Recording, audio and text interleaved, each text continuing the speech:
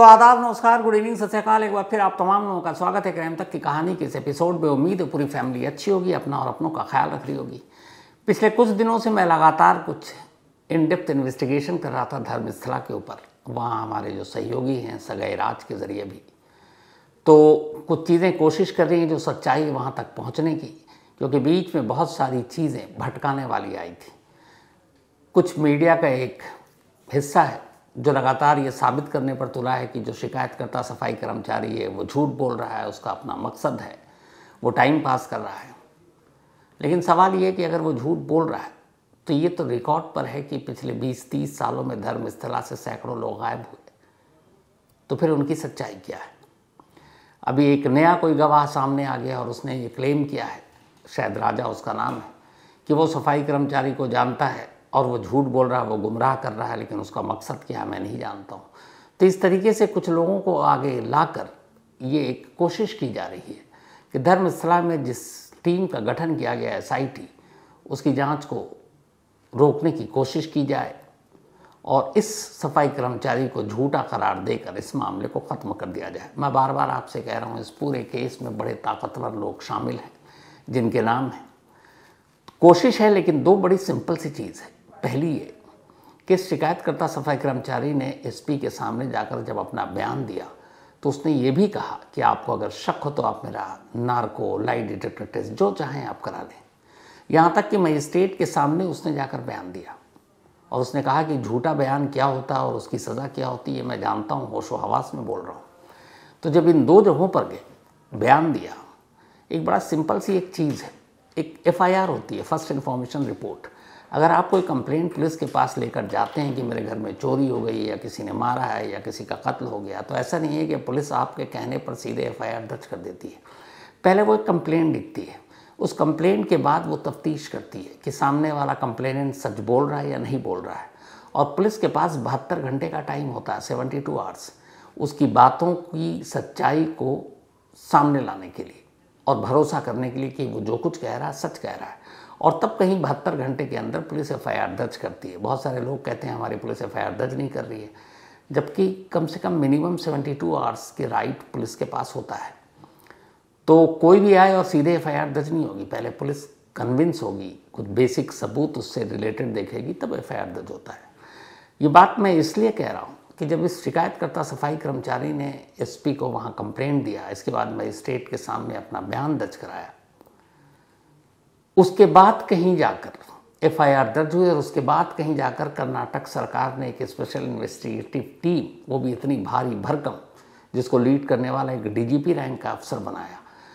तो पहले पुलिस को दिए गए बयान और फिर मजिस्ट्रेट के सामने दिए गए बयान में अगर कोई भी चीज़ लगती कि ये सफाई कर्मचारी झूठा है, हवा में बातें कर रहा है, हवाई बातें कर रहा है, तो ये बताएं, इतने सारे पढ़े लिखे तेज़ दिमाग लोग जो सरकार में बैठे हैं, पुलिस में बैठे हैं, FIR दर्ज करके चलिए, कहते ठीक है जांच करो। इतनी भारी भरकम टीम बना दी। और आप सोचिए, इस टीम का पर डे का खर्चा भी आपको बताया था पहले। तो ऐसे ही तो नहीं है, कुछ ना कुछ तो चिंगारी उन्होंने भी देखी होगी कि इस बंदे में जो भी बोल रहा है उसमें कुछ सच्चाई है, और इसीलिए ये टीम बनाई। क्योंकि आप किसी के भी शिकायत करने पर इतनी भारी भरकम टीम बनाएं तो कल को जगहसाई आपकी होगी। तो ऐसा नहीं है कि ये यूं ही हवा में टीम बना दी गई, कहीं ना कहीं कुछ सच्चाई थी, इस वजह से ये टीम बनी। बट एक दूसरा फैक्ट है जो उसने खुद आज तक को दिए इंटरव्यू में सफाई कर्मचारी ने कहा था कि पिछले 18-20 सालों में इस धर्मस्थला के आसपास की चीज़ें बहुत बदल गई हैं। लोकेशन बदल गया है, जंगल ज़्यादा बड़े हो गए हैं, घासें हो गई हैं, बाढ़ आने की वजह से डायरेक्शन चेंज हो गया है। तो कुछ चीज़ें वो भूल रहा हो, सही शायद स्पॉट में वो कंफ्यूज भी है, लेकिन उसका भी दावा है कि उसने जो कुछ कहा है मजिस्ट्रेट के सामने या पुलिस को या फिर SIT को, वो उस दावे पे कायम है। तो इसकी पूरी डिटेल निकाल कर जो अपडेट के साथ मैं जल्दी कल या परसों आपको डिटेल में कहानी सुनाऊंगा। बहुत सारे लोगों के मेल आ रहे थे कि धर्मस्थला की कहानी आपने छोड़ दी। ऐसा नहीं है, कुछ कोशिश कर रहे थे हम लोग इसमें अपनी तरफ से इन्वेस्टिगेशन करके सच्चाई की तह तक पहुंचने की। तो कोशिश यही है, जो भी इसमें से चीज़ें निकल कर आएंगी कल या परसों आपको ज़रूर बताऊंगा। फिलहाल ये अपडेट देना ज़रूरी था। अब आते हैं आज की कहानी के ऊपर। अभी जैसा मैंने बताया कि सफाई कर्मचारी के बयान, जब कोई कंप्लेंट होता है या कोई ऐसी चीज़, इंसिडेंट या वारदात होती है, तो कई बार पुलिस बहुत मशक्क़त करती है, मेहनत करती है। एक लड़की गायब हो जाती है चलती ट्रेन से। अब वो गायब हुई, चलती ट्रेन से हुई, तो पुलिस के लिए तो एक मामला, केस है, उसको सुलझाना है। अब पुलिस की टीम, जीआरपी की टीम यानी रेलवे पुलिस की टीम, वो सब लग जाती है। अब कंप्लेंट जीआरपी में दर्ज है तो जीआरपी की पूरी टीम लगी हुई है। करीब 70 लोगों की टीम इस पूरे केस में 12 दिनों तक काम करती है। सोचिए, 12 दिन 70 पुलिस वाले एक लड़की को ढूंढ रहे हैं, और इस दौरान में वो कई शहर के चक्कर काट रहे हैं, 500 से ज़्यादा सीसीटीवी कैमरे खंगाल डाले। और जब आखिर में सच्चाई सामने आई तो सच्चाई कुछ और थी। एक लड़की जो जज बनने की तैयारी कर रही थी, जज बनने के लिए पढ़ाई कर रही थी, कॉम्पिटिटिव एग्ज़ाम में बैठकर उसे जज बनना था, और जज बनने से पहले जो अभी वकील थी, वकालत कर रही थी, वकालत उसने शुरू ही की थी, उसने अपना दिमाग कहीं और लगाया। ये वो लड़की थी जिसने अपने गायब होने की कहानी खुद लिखी, अपनी गुमशुदगी की साजिश खुद बुनी, और एक एक चीज़ ध्यान रखा कि मेरे गायब होने में ऐसी कौन कौन सी कमज़ोर कड़ियाँ हैं जिसकी वजह से मैं पकड़ी जा सकती हूँ। पूरा होमवर्क किया और उसके बाद यह गायब हुई। कहानी अर्चना तिवारी की है। कुछ दिन पहले मैंने आपको सुनाई थी ये कहानी।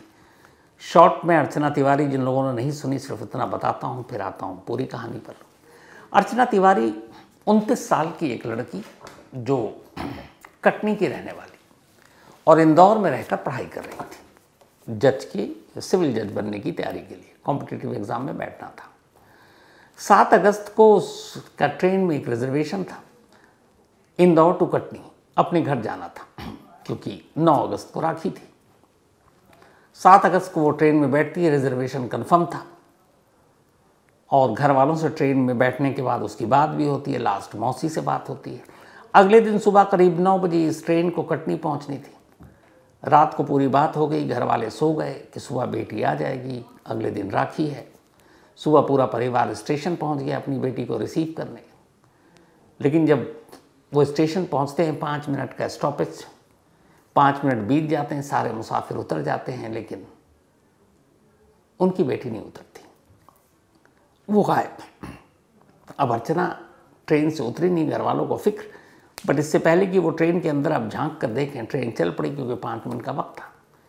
घबराए परेशान घर वालों ने अपने एक रिश्तेदार को फ़ोन किया जो ये ट्रेन अगले स्टॉप पे जहाँ रुकनी थी। उन्होंने कहा कि अर्चना नहीं है, उसका कोच नंबर ये है, ज़रा तुम वहाँ वक्त पे पहुँच जाओ, बॉगी में चेक करो कहाँ है, कहीं सोई तो नहीं रह गई। अब अगले स्टेशन पर अर्चना के रिश्तेदार ट्रेन के अंदर जाते हैं, बॉगी में चेक करते हैं, देखते हैं जिस बर्थ नंबर पर रिजर्वेशन था उसका, वहाँ पर सामान पड़ा था, और वो अर्चना का सामान था। ट्रेन में बैठे मुसाफिरों से पूछते हैं तो कहते हैं हाँ, ये अर्चना, इस हुलिया की एक लड़की बैठी थी। लेकिन आखिर में रात भोपाल के बाद वो दिखाई दी थी, नर्मदा नदी के आसपास तक। उसके बाद हमने नहीं देखा, सुबह हो गई, लेकिन उसका लगेज वहीं पड़ा हुआ था। उन्होंने सारा सामान उठाया, घर वालों को बताया, घर वाले अब रोते बिलखते रेलवे पुलिस को शिकायत दर्ज कराते हैं, चूँकि उसका रिजर्वेशन था, रिजर्वेशन चार्ट पे उसका नंबर, चलती ट्रेन से गायब। रात 3 बजे उसका मोबाइल भी बंद हो गया था। अब पुलिस परेशान कि ये क्या मामला है। अब रेलवे पुलिस भी लग जाती है, इसके अलावा जो एमपी पुलिस है उसको भी खबर दी जाती है। अब सभी परेशान। एक लड़की जो चलती ट्रेन से गायब, ट्रेन में चढ़ी, ट्रेन से घर वालों से बात की, वो गई कहाँ? अब कई सारी थ्योरी सामने आई कि ऐसा तो नहीं हुआ कि वो चलती ट्रेन से उसको किसी ने किडनैप कर लिया, रात का वक्त था और उसकी जो सीट थी बिल्कुल दरवाजे के पास। दूसरा ये कि नर्मदा नदी से पहले जो उसको आखिरी बार देखा गया, मानसून का मौसम, नदी उफान पर, तो उसने छलांग तो नहीं मार दी या दरवाज़ा खोलकर खड़ी थी, एक्सीडेंटली तो नहीं गिर गई। ये सारे ख्याल, सारी थ्योरी घूम रहे हैं, लेकिन अर्चना का पता नहीं चल रहा है। अब पुलिस की टीम उसकी तलाश में लगी हुई, घर वाले परेशान। पुलिस इस एंगल से भी देख रही है कि कहीं उसका कोई इश्क विश्क का चक्कर, उसके मोबाइल के CDR निकाले, कोई ऐसी चीज़ नहीं मिली। अब दिन बीतता जा रहा है, अर्चना का सुराग नहीं मिल रहा है। इसी दौरान जितने भी CCTV कैमरे थे इंदौर से लेकर कटनी रेलवे स्टेशन तक सब खंगाल डाले, कौन कौन मुसाफिर उतरा, किस स्टेशन पर उतरा, लेकिन उस किसी भी CCTV कैमरे में अर्चना दिखाई नहीं दी। अब इंदौर से चढ़ते हुए दिखाई दे रही है, लेकिन आखिरी स्टेशन पर उतरते हुए दिखाई नहीं दे रही है। तो फिर मामला क्या है और माजरा क्या है? तो डाउट यही था कि कहीं ऐसा तो नहीं कि उसने ट्रेन से छलांग लगा दी या नदी में कूद पड़ी। नर्मदा नदी में गोताखोरों को लगाया गया तलाशी के लिए, वहाँ से भी कोई डेड बॉडी नहीं मिली। पुलिस परेशान, जांच चल रही है। अब थक हार कर पुलिस ने फिर से अर्चना के मोबाइल पर ही फोकस किया कि शायद कोई सुराग मिले तो उसके मोबाइल से मिले, क्योंकि अर्चना का मोबाइल नंबर घर वालों के ज़रिए पुलिस को मिल चुका था। अब अर्चना के मोबाइल नंबर के ज़रिए CDR कॉल डिटेल रिकॉर्ड, ख़ास तौर पर 5, 6, 7, 8 अगस्त को किस किस से बातें हुई, कॉल डिटेल निकाला गया। जब कॉल डिटेल निकाला गया तो एक नाम आया जो पुलिस ने शॉर्टलिस्ट किया। तो उसने देखा कि पिछले 2-3 दिनों से, मतलब 7 अगस्त तक, सबसे ज़्यादा एक नंबर पर अर्चना बात कर रही थी। बहुत देर तक नहीं, लेकिन बाकी के मुकाबले देर तक। जब उसका नंबर निकाला गया तो पता चला कि और नाम कि सारांश नाम के एक लड़के का नंबर है। अब सारांश जो है वो वहीं शुजालपुर के पास का रहने वाला था। और जब सारांश के बारे में डिटेल निकाला गया तो पता चला कि सारांश और अर्चना अच्छे खासे दोस्त थे। इश्क मोहब्बत नहीं, लेकिन दोस्ती थी। लेकिन पुलिस को शक ये था कि ऐन अर्चना की गुमशुदगी से पहले के दौरान अच्छी खासी बात हो रही थी। तो फिर ये मामला क्या है? इसी दौरान में और जब कॉल डिटेल निकाला गया तो एक राम तोमर नाम के एक पुलिस अफसर का भी नंबर मिला, और उसके ज़रिए ये पता चला कि उसने एक टिकट बुक कराई थी, हालांकि वो बस की टिकट थी अर्चना के लिए। तो राम तोमर पुलिस वाले का क्या कनेक्शन? उससे पूछताछ हुई। तब राम और तोमर ने कहा कि हाँ, अर्चना का फ़ोन आया था, मुझे एक टिकट बुक कराने के लिए कहा था, लेकिन उस बस के टिकट से वो गई नहीं, फिर वो घर अपने ट्रेन से ही गई। और उसने कहा मैं जब अर्चना के साथ मैं पुलिस में था, 2-3 बार वो कोर्ट में आई, वहीं पैरवी के दौरान उससे मुलाकात हुई, इससे ज़्यादा मेरा कोई रिश्ता नहीं है। तो खैर राम तोमर भी शक के घेरे में था, लेकिन कोई सबूत था नहीं। अब पुलिस ने सारांश के ऊपर ज़ीरो इन किया, क्योंकि सबसे ज़्यादा देर तक उसी से बात हो रही थी। धीरे धीरे फिर पुलिस ने सारांश तक पहुंच बनाई और सारांश को बुलाया पूछताछ के लिए। सारांश पुलिस के सामने। अब सारांश से जब पुलिस ने पूछताछ की और उससे कहा कि भाई ऐसे ऐसे गायब है, और कहीं ऐसा तो नहीं कि अर्चना को कुछ हो गया और उसको मार दिया और तुमने ही मारा है। अब सारांश की हवा ख़राब कि ये मामला क्या है। पुलिस ने बताया कि देखो, ये लगातार तुम्हारी बात हो रही थी और तुम जो भी अर्चना के बारे में जानते हो वो बता दो। आखिरकार अब सारांश ने कहानी सुनानी शुरू की, और इस कहानी के ज़रिए एक नई कहानी सामने आई। सारांश ने कहा कि अर्चना कहीं गायब नहीं है, अर्चना ने सुसाइड नहीं किया, अर्चना को किसी ने मारा नहीं, वो इस वक्त नेपाल में है और अपनी मर्जी से। पुलिस वाले ने पूछा ऐसा क्यों? फिर ये गुमशुदगी का नाटक, घर वाले उधर परेशान है, इधर पुलिस परेशान है। तब उसने पूरी कहानी बताई। उसने कहा कि कुछ वक्त पहले अर्चना के घर वालों ने एक पटवारी से अर्चना की शादी तय की, और अर्चना से कहा कि देखो, तुम्हारी जज की पढ़ाई तो चलती रहेगी, शादी के बाद भी पढ़ाई कर सकती हो, जज बन जाओगी, पर शादी कर लो, तुम्हारी शादी की उम्र हो गई है। अर्चना उस पटवारी से शादी नहीं करना चाहती थी, और फिलहाल वो उसका फोकस ही जज बनने पर था, तो वो शादी करना ही नहीं चाहती थी। लेकिन घर वाले ज़िद पर अड़े थे। अर्चना ने काफ़ी समझाया, उसे लगा घर वाले मानेंगे नहीं और उसकी शादी करा देंगे। अब उसे लगा क्या करें। फिर उसने सारांश को अपने साथ बुलाया एक दिन, और एक और बंदा था तेजेंद्र नाम का, जिसके साथ ये एक ड्राइवर था पेशे से, और अर्चना जब भी लंबा ट्रैवल करती थी तो वो इसी को हायर करती थी। तो उसने उसको बुलाया और इन सभी ने मिलकर एक ढाबे पर एक मीटिंग की, और इस ढाबे पर मीटिंग करने के बाद अर्चना ने उन्हें बताया कि देखो, मेरे घर वाले मेरी शादी कर रहे हैं, मैं शादी करना नहीं चाहता हूँ और मुझे जज बनना है, तुम मेरी मदद करो। तो उसने कहा क्या? तो उसने कहा, पहले तो उसने सारांश से कहा कि एक काम करो, तुम मेरे दोस्त हो, चलो हम लोग भाग चलते हैं, कहीं छुप के रहेंगे, तैयारी करेंगे। सारांश ने मना कर दिया। फिर अर्चना को भी लगा ये आइडिया ठीक नहीं है, तो उसने कहा फिर क्या करें? चूंकि एक वकील भी थी, वकालत कर रही थी, अर्चना का दिमाग तेज़ी से चल रहा था। उसने कहा कि एक काम करते हैं, मैं गायब हो जाती हूँ, थोड़े दिन तक ढूंढेंगे, मैं मिलूंगी नहीं, और उसके बाद तय वक्त देख कर फिर लौट आऊँगी, तब तक एग्ज़ाम भी हो जाएगा। लेकिन मेरे गायब होने में तुम लोगों को मदद करनी पड़ेगी। दोनों ने कहा ठीक है, मदद करेंगे। पर बोला प्लान क्या, गायब कैसे होगे? तब उसने कहा मुझे गुमशुदगी ऐसी मेरी हो कि मैं जहाँ से भी गुजरूं किसी कैमरे में कैद ना हूँ, क्योंकि आजकल कैमरे से फ़ौरन पकड़ में आ जाता, सीसीटीवी कैमरा जगह जगह है, नंबर 1। नंबर 2, मेरा मोबाइल जो है मेरा दुश्मन है, तो मैं मोबाइल का भी इस्तेमाल कम करूँगी और फिर मोबाइल को कहीं और फेंकना पड़ेगा। और इसके बाद मैं किसी शहर में छुप कर रहूँगी। मैं किसी ऐसे टोल या उससे नहीं गुजरूँगी जहाँ पर फास्टैग हो या फिर टोल लगता हो, क्योंकि वहाँ भी कैमरा होता है और उससे भी पकड़ में आ जाऊँगी। मतलब एक एक चीज़। तो ये हुआ कि ठीक है। तो उसने कहा कि मैं राखी का त्यौहार आ रहा है, घर जाने के लिए टिकट बुक कराती हूँ, लेकिन घर नहीं जाऊँगी। तो कहाँ जाएंगे भाई? तो पूरा रूट तय हुआ कि तुम इंदौर से बैठोगी, इटारसी स्टेशन के आसपास या इटारसी स्टेशन पर तुम उतरोगी, और फिर वहाँ से ये जो तेजेंद्र है ये एक कार लेकर बाहर खड़ा होगा और उस कार से तुम आगे का सफ़र करोगी। अब इटारसी स्टेशन क्यों? इसकी भी एक बड़ी वजह थी। असल में ये लोग अक्सर ट्रेन से सफ़र किया करते थे। इन्हें मालूम था कि इटारसी पर जब भी कोई ट्रेन जाती है तो अमूमन ऑर्डर पर खड़ी हो जाती है, तो ऑर्डर पर आसानी से उतरा जा सकता है। ऑर्डर मीन्स जब भी कोई प्लेटफॉर्म आता है उससे पहले। तो उसने कहा ठीक है।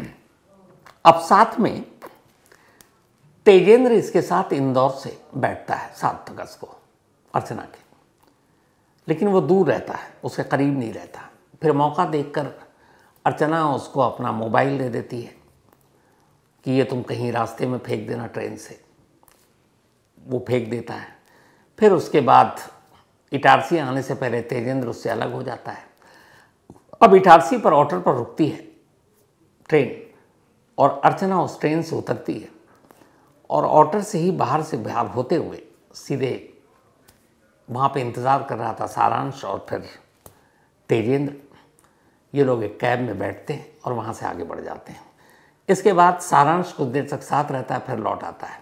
अब ये तेजेंद्र के साथ इटारसी से निकलती है और पहले जाती है शुजालपुर, फिर बुरहानपुर। इसके बाद अब इनका ये प्लान ये था कि इन्होंने किराए पे कमरा भी ले रखा था इसी बुरहानपुर और शुजालपुर के पास, ताकि वहीं रह के पढ़ाई करेगी। लेकिन हुआ ये कि इसकी गुमशुदगी की खबर मीडिया में आ गई और सोशल मीडिया पर आ गई। अब उसने देखा, अब वो घबरा गई कि मेरी तो तस्वीर और सारी चीज़ें चल रही है, तो ऐसे में तो लोग पहचान लेंगे अगर मैं एमपी में ही रही तो। फिर उसने अपना इरादा बदला। उसने कहा यहाँ से निकलना पड़ेगा, अब कहाँ छुपे। तो ये वहाँ से निकल गई सीधे हैदराबाद साउथ। वहाँ हैदराबाद में रही। हैदराबाद में रहने के बाद फिर वहाँ से वापस आती है, जोधपुर आती। फिर वो बात करती है सारांश से कि ऐसे तो भटकने का मतलब नहीं है, कुछ करो। तो सारांश कहता मेरा एक दोस्त है नेपाल में, तुम नेपाल चले जाओ, वहाँ तुम्हें कोई नहीं ढूंढेगा। फिर वो जोधपुर से दिल्ली आती है। फिर दिल्ली से बस के ज़रिए वो यूपी नेपाल बॉर्डर पर जाती है। फिर वहाँ से सड़क के रास्ते वो काठमांडू जाती है। काठमांडू में इनका एक दोस्त था सारांश का, जिसका नाम था देवकोटा। वहाँ उसको वो एक होटल दिलाता है और फिर उसे एक लोकल सिम देता है। ये सिम इसलिए ज़रूरी था ताकि वो सारांश के साथ संपर्क में रहे। अब अर्चना काठमांडू में है और सारांश के साथ मोबाइल पर लगातार संपर्क में है। इस दौरान में वो लगातार सोशल मीडिया और मीडिया की खबरों पर भी नज़र रख रही है। उधर घर वाले परेशान हो रहे हैं। जब सारांश ने सारी कहानी सुनाई तो फिर पुलिस उसे लेकर यूपी बॉर्डर तक पहुंचती है, फिर नेपाल जाती है और आखिरकार अर्चना मिल जाती है। अर्चना को अब पुलिस अपने साथ लाती है, उससे पूरी पूछताछ होती है। पूछताछ करने के बाद कल 20 अगस्त को उसे भोपाल लाया जाता था। भोपाल लाने के बाद अर्चना के पेरेंट्स को बुलाया जाता है और अर्चना को उन्हें सौंप दिया जाता है।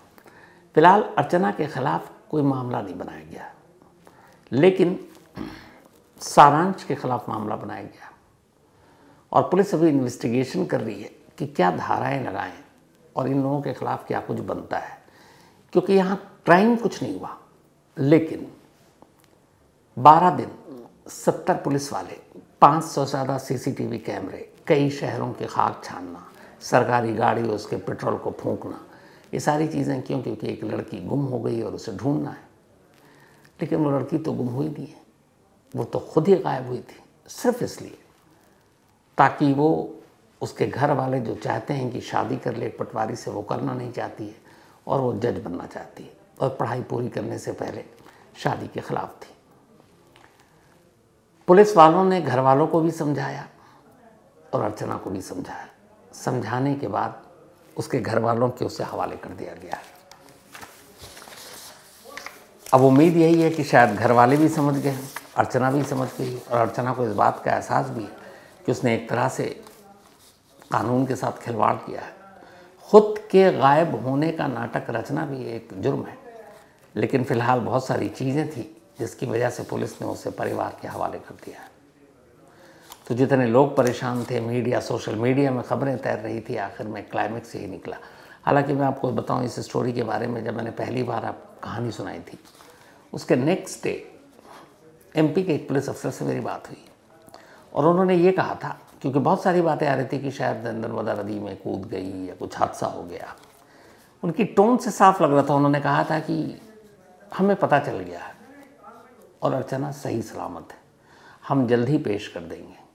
तो उनकी जो बातों में जो एक विश्वास झलक रहा था, कॉन्फिडेंस, उसी दिन मुझे एहसास हो गया था कि अर्चना की गुमशुदगी की कहानी कुछ और है, लेकिन कहानी ये थी, ये मुझे भी पता नहीं था और उन्होंने भी नहीं बताया। क्यों? क्योंकि तब तक अर्चना उनके हाथ नहीं लगी थी। खैर, ये थी आज की कहानी। कहानी ख़त्म करूं उससे पहले वही अपना सिलसिला। आज हीरेंद्र झा, इनका जन्मदिन है। Happy birthday Hirendra. हीरेंद्र बिल्कुल मल्टीटास्कर हैं, बहुत अच्छा लिखते हैं। इन्होंने कई किताबें लिखी हैं, TV सीरियल लिख रहे हैं, एक फिल्म भी लिख रहे हैं, ट्रैवल भी करते रहते हैं, खूब घूमते हैं, सोशल मीडिया पर एक्टिव रहते हैं और गज़ब के इंसान हैं। एक बुक इन्होंने लिखी थी, उसमें उन्होंने मुझे भी अपना हिस्सा बनाया था।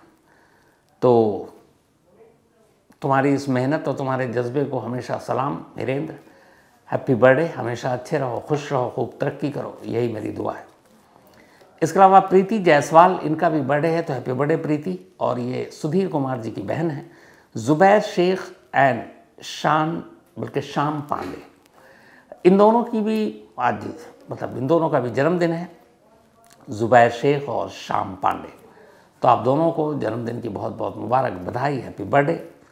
ईशान शाह, इनका भी बर्थडे है, तो हैप्पी बर्थडे ईशान। और ये खयाती शाह जी के हस्बैंड हैं and thank you so much Khyati, आपके प्यार भरे मेल के लिए। इसके अलावा हमारे ऑफिस में कल एक आई कैंप लगा था और यहाँ मेरी मुलाकात हुई हरेंद्र कुमार से। बड़ा अच्छा लगा मिलकर। Thank you so much Harendra, आपके प्यार के लिए और आप जिस तरीके से कहानी सुनते हैं। एंड सुनीता जी, ये हरेंद्र की वाइफ है, तो थैंक यू सो मच आप दोनों का, और अच्छा लगा था आपसे मिलकर। तो इसी के साथ आज की कहानी में इतना ही। अब आपसे मुलाकात होगी कल रात 9 बजे किसी नई कहानी के साथ। तब तक अपना और अपनों का ख्याल रखिएगा। Thank you very much.